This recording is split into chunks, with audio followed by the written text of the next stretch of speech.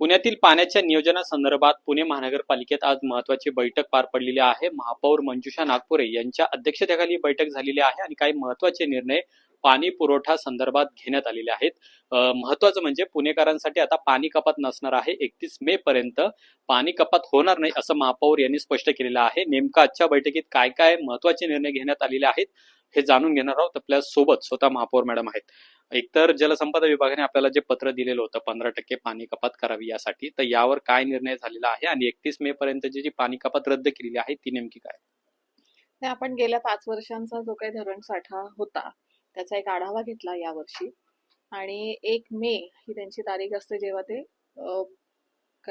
पुढे काही 2-3 महिने पावसाळा येईपर्यंत जो काही पाणी पुरवायचं असतं त्यांना त्याचं एक कॅल्क्युलेशन असतं। त्याप्रमाणे त्यांनी ते पत्र दिलं होतं।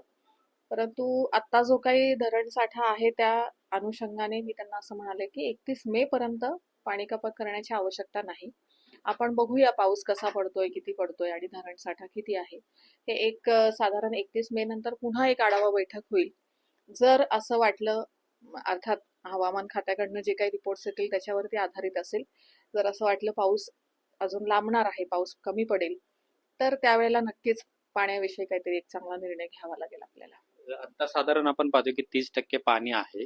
हे पाणी शेतीला सुद्धा पुढे पुरवायचं आहे असं जलसंपदा विभागाचं म्हणणं आहे। त्यानुसार आता पाणी कपात करणं हे आवश्यक आहे। म्हणजे आता जवळपास आता 25 ते 30 दिवस आहेत, तुम्ही म्हणता की पाणी कपात होणार नाहीये, तर पाणी काटकसरीनं वापरावं यासाठी महानगरपालिका नेमकी काय करणार?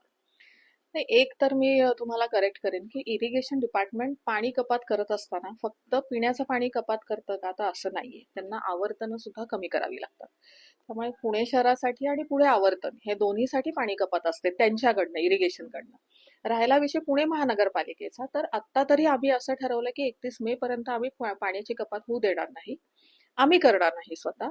त्यानंतर आम्ही इरिगेशन डिपार्टमेंट सोबत पुन्हा एकदा बसून त्यावरती निर्णय घेऊ। पण आपल्या माध्यमातून मी पुणेकरांना सांगू इच्छिते की आपल्याकडे धरण साठा कमी आहे आणि आपण पाणी जपून वापरायचंय। अल निनो इफेक्ट जो आहे त्याचे जो काही परिणाम आपल्यावरती होतील, कदाचित पाऊस कमी येईल आणि 31 ऑगस्ट पर्यंत आपल्याला पाणी पुरवायचंय।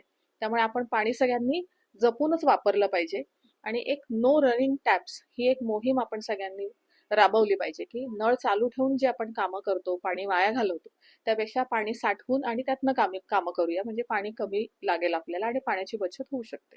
खूप खूप धन्यवाद आमच्याशी बोलल्याबद्दल। तर 31 मे पर्यंत पुणेकरांसाठी हा दिलासा मानावा लागणार आहे। कोणत्याही प्रकारे पाणी कपात केली जाणार नाही असं महानगरपालिकेने स्पष्ट केलेलं आहे।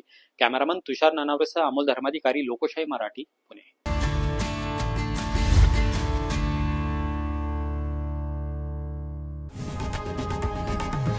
लोकशाही मराठी ऐका, पहा, जागरूक रहा।